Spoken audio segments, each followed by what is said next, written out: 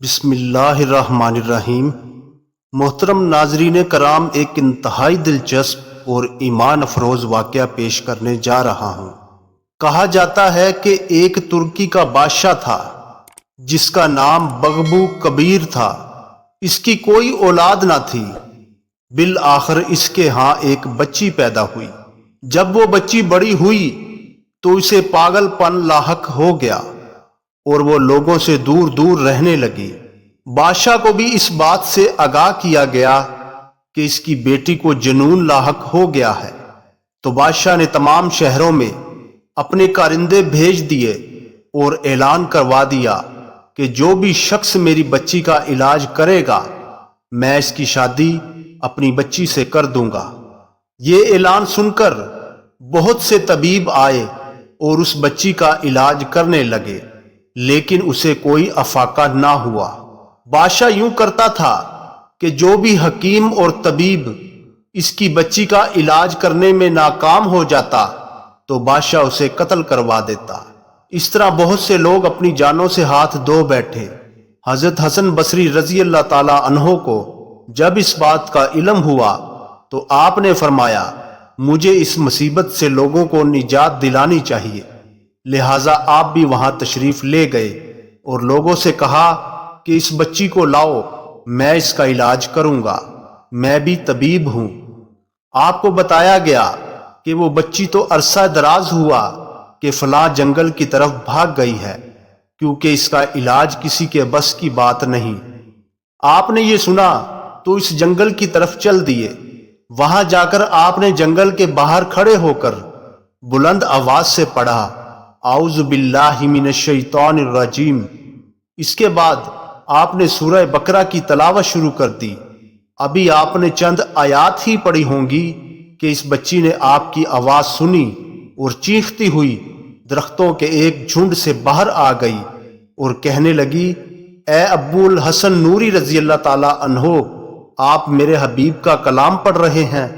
آپ رضی اللہ تعالیٰ عنہ فرماتے ہیں کہ میں نے اس سے کہا کہ تو نے میرا نام کہاں سے سیکھا، حالانکہ تو ایک عجمی بچی ہے، اور تجھے یہ کس نے بتایا ہے کہ تیرے حبیب کا کلام ہے؟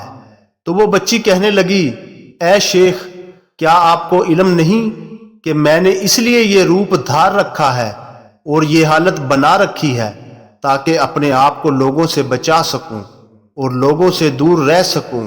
اس کے بعد وہ کہنے لگی کہ ذرا اور پڑھیں۔ تو حضرت خواجہ حسن بصری رحمۃ اللہ علیہ نے سورہ بقرہ پڑھنا شروع کی اور سورہ آل عمران تک پوری سورت پڑھ ڈالی۔ اس کے بعد آپ نے اس سے کہا کہ بڑی افسوسناک بات ہے کہ تو نے اپنی یہ حالت بنا رکھی ہے۔ تو وہ بچی کہنے لگی، میری یہ حالت اس وجہ سے ہے کہ میں عورتوں کے درمیان رہی ہی نہیں۔ میں نے کہا کہ چلو اپنے والد کے پاس چلو تاکہ وہ میرے ساتھ تیری شادی کر دے۔ اس لڑکی نے مجھ سے کہا کہ میرے ساتھ شادی کرنے میں آپ کو کیا فائدہ اور سکون حاصل ہوگا، کیونکہ میں کسی کی طرف راغب ہی نہیں ہوں۔ میں نے کہا کہ جب شادی کے بعد میں تمہارا شوہر بن جاؤں گا تو تمہاری طرف دیکھنا میرے لیے جائز ہو جائے گا، پھر میں تمہیں حج کرنے کے لیے کعبۃ اللہ تشریف لے جاؤں گا۔ وہ کہنے لگی، اے ابو الحسن رضی اللہ تعالی عنہ، یہ کعبہ کیا چیز ہے؟ میں نے کہا، کعبہ شریف مکہ میں ہے اور لوگ وہاں ہر سال حج کرنے کے لیے جاتے ہیں اور اس کا طواف کرتے ہیں۔ میری بات سن کر اس نے آسمان کی طرف دیکھا اور کہا، اے پروردگار، تو نے مجھے اپنی اطاعت کے راستے پر بلایا تو میں نے لبیک کہی اور تیری خدمت میں چلی آئی۔ اپنے گھر والوں کو تیری محبت کی خاطر چھوڑ دیا۔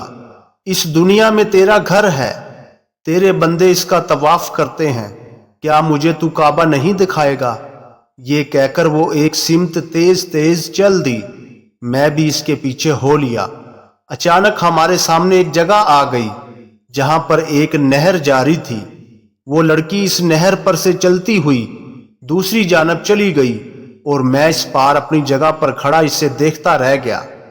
اچانک کیا دیکھتا ہوں کہ کعبۃ اللہ اس کے سامنے آ گیا اور اس نے اس کا طواف کرنا شروع کر دیا، اور پھر مجھ سے مخاطب ہو کر کہنے لگی، اے امام المسلمین ابو الحسن نوری، جو انسان اپنے دل کو اللہ کے لیے خالص کر دیتا ہے اور فقط اس کی رضا کی خاطر پر عمل کرتا ہے، اسے کسی شوہر کی ضرورت ہوتی ہے اور نہ ہی کسی زادے راہ کی اور نہ ہی کسی سواری کی جو اسے کعبۃ اللہ تک پہنچا دے، بلکہ کعبہ کو ہی اٹھا کر اس کے پاس حاضر کر دیا جاتا ہے، اور جو اس مقام تک نہیں پہنچ سکتا اسے شوہر کی بھی ضرورت پڑتی ہے اور زادے راہ کی بھی اور سواری کی بھی۔